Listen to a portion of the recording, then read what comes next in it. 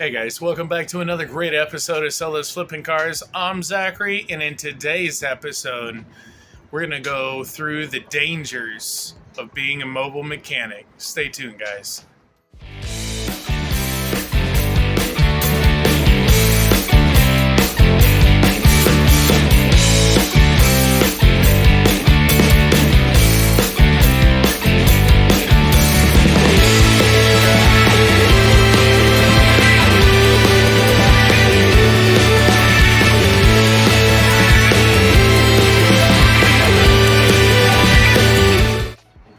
Welcome back, guys. As I said, we're going through the dangers of being a mobile mechanic in today's episode.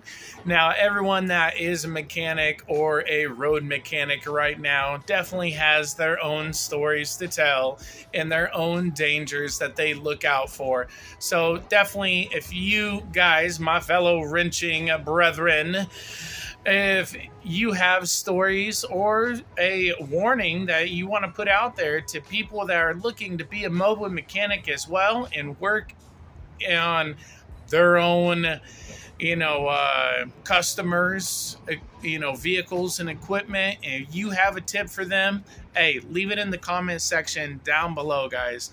This is after 25 years of experience, guys. Okay, I've been wrenching for a minute. I've been wrenching on heavy equipment. I've been wrenching on automotive. I've been wrenching on equipment. All right, and it is all over the place. I was even wrenching for a while on military equipment. Okay, so I've wrenched on it all. But being a mobile mechanic, I've been working on the automotive industry, and there are a few things that I want to warn you guys about if you are looking at creating your own mobile mechanic business and going out into the field to work on people's vehicles. Not all dangers come physically. Some dangers come financially, as when someone backs out of a deal when the work is already done, or pulling a weapon. I've had that one done quite a few times. Or last one, not having the full amount when repair is completed. Sometimes you have to play that one by ear, and I have even bartered to help people out. Now, I've had it all happen to me, guys. I've had weapons pulled on me, pistols pulled on me. People have stolen their cars back from me. Okay, if it's not a physical assault to you, it's a assault on your bank account. It's one thing or another. But there are different ways that you can look at, with things you can look out for, other ways to actually harden yourself so you're a harder target. Okay, now, I mean, I can count probably on two hands how many occasions this has happened, but I have worked on thousands of vehicles over the years. So don't think that out there is just a crime-ridden gangland. It's not like that, okay? Every now and then you get a couple bad apples, but that's fine. That's normal, okay? That's everyday life, okay? So don't let that stop your idea of starting your mobile mechanic business. So you're asking yourself, hey, Zach, if all these dangers are out there, what's a way I can protect myself? Is there a way that I can protect my checking account and not get hurt myself? Well, it's good you bring that up. Here's a few ways that you can protect yourself while you're out there doing your business, guys.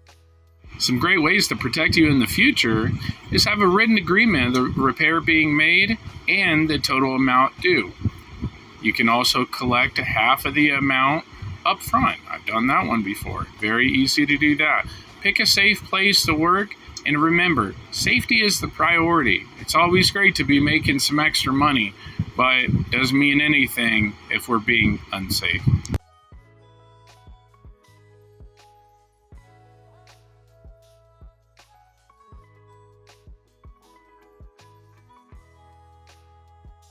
What do you guys think? Did you like the episode? Was it beneficial to you? Did you pick up a couple tips? Maybe, a couple ideas to use on your next job you take in the field. Maybe you're going to use a written agreement.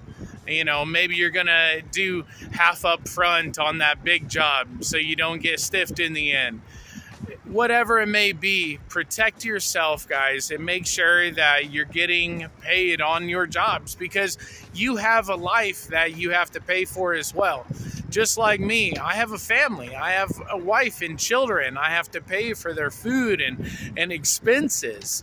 You can't just be giving away repairs or, helping everybody. You still have to make some money yourself.